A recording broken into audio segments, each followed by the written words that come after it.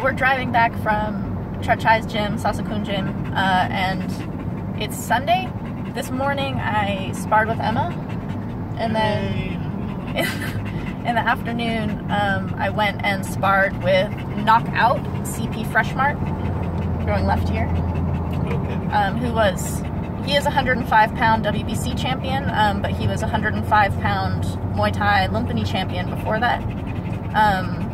He's awesome. I really, really like him. And last time we sparred, which was the first time we sparred, he hit me maybe like twice, and wore headgear so that I could just... Sparring. It was one-way sparring for sure. And then this time around, it wasn't one-way sparring. Well, it's much less. He was going way light on me, for sure, but it was still like everyone's got posture until you get hit and then you fucking fall apart, no?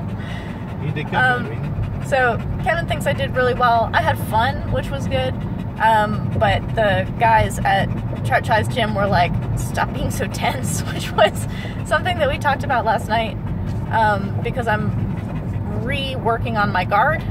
Everything goes in cycles, like you work on something and then it gets okay and you start working on something else and then whatever you were working on needs to be worked on again, kind of thing. It's like maintaining a house. You're like, I already did the roof. Like, you have to do the roof a couple of times.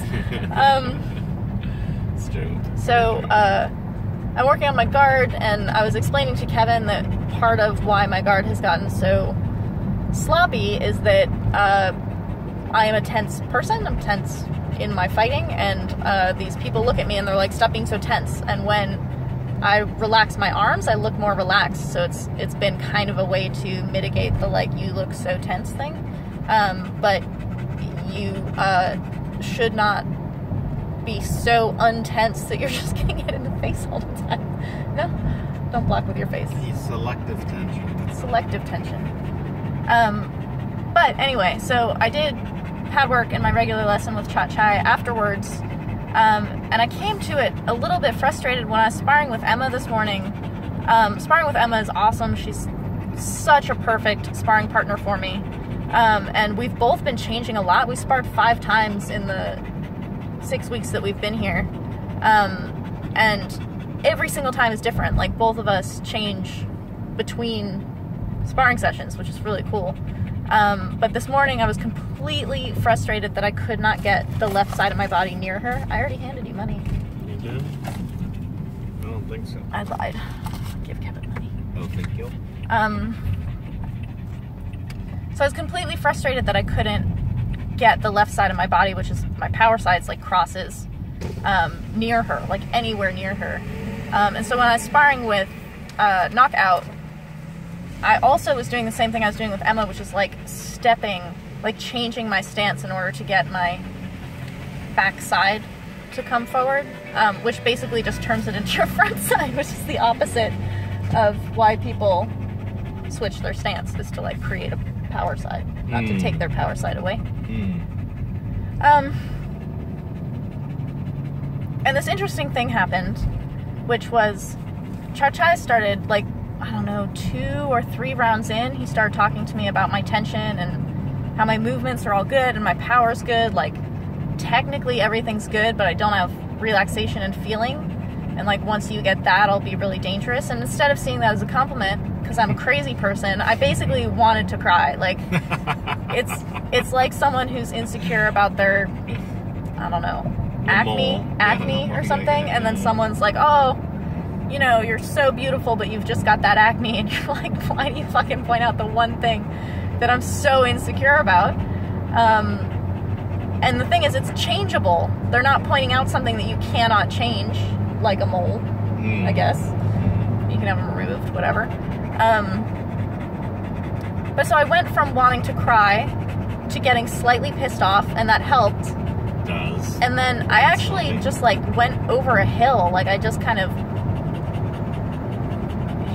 I've been on a plateau for a while, and I think I just kind of like popped into a new place where when I was shadowboxing after our pad work, it's like the best shadowboxing I've ever done. I actually had the feeling that he's been talking about, and I could feel that I had the feeling. It felt really good. I was like, I want to go do this. Like, I want to get in a fight and like box someone up, as Jack Slack would say.